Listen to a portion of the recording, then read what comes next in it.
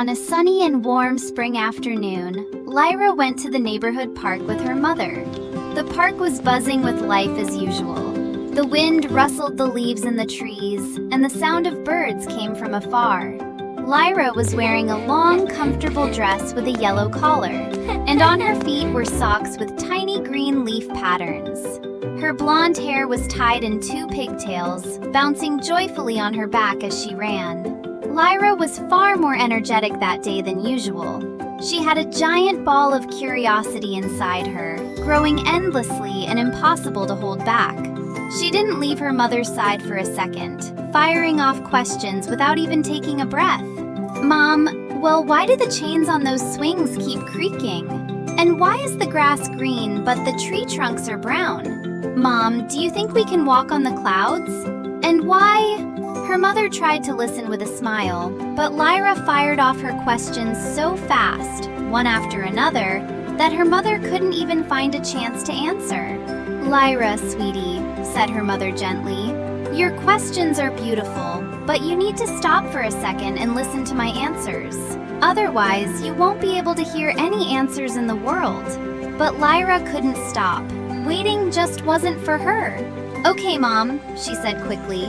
Then, at the edge of the park, she saw a fluffy orange cat sunbathing on a warm stone.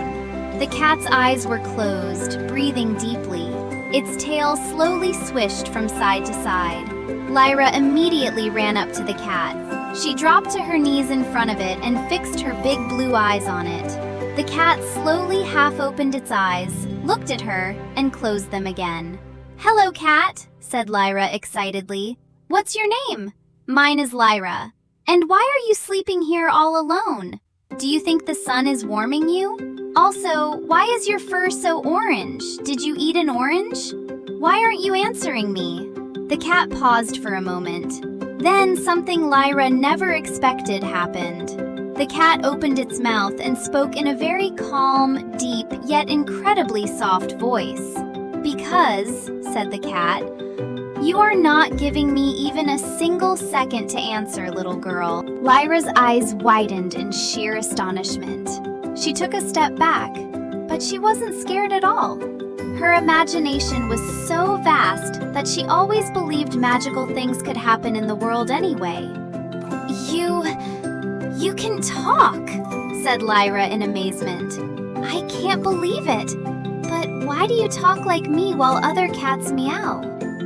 The cat brought one of its paws to its face and slowly cleaned itself.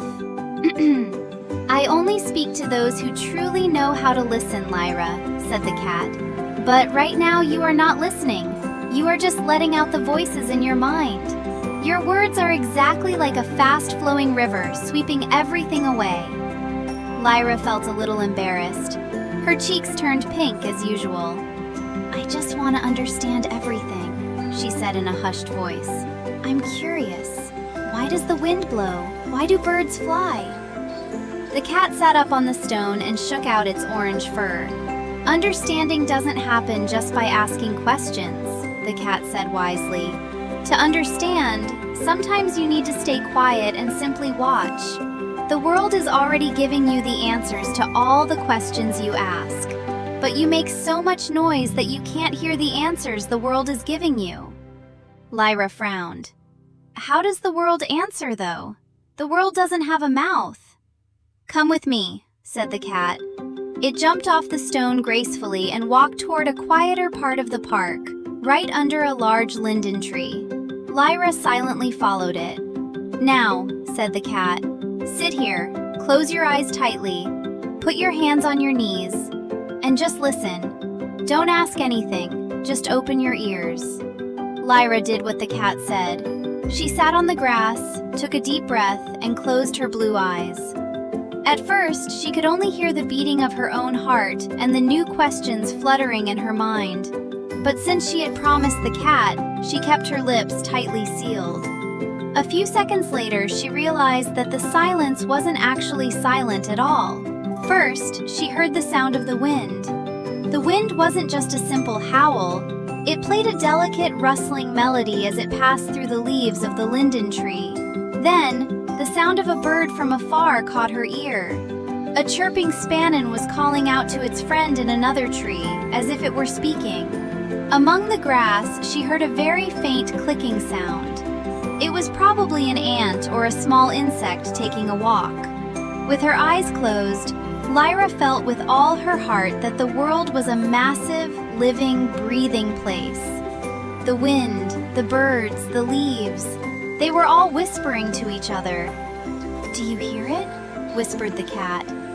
"Yes," said Lyra, slowly opening her eyes.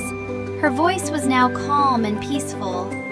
"Everything has a voice, and they are so beautiful." The cat smiled with satisfaction. "Just like that, Layra. The wind tells you why it blows, to cool the leaves and to scatter the seeds. The birds tell you why they fly, to see the world from up above.